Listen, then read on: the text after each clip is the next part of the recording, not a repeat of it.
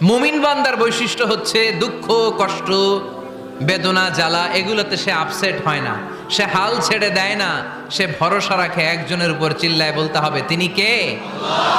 কারণ মুমিন জানে রাত্রি যত গভীর হয় অন্ধকার তমানিসা ভেদ করে সুবহে সাদিক হয়।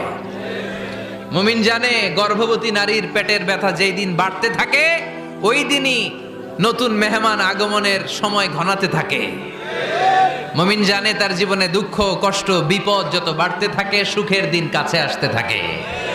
এজন্য মুমিনের হারাবার কিছু নেই। ফা ইন্নামা আল উসরি ইউসরা, ইন্নামা আল উসরি ইউসরা। নবী হে, কষ্টের পরেই আছে আনন্দ, দুঃখের পরেই আছে সুখ।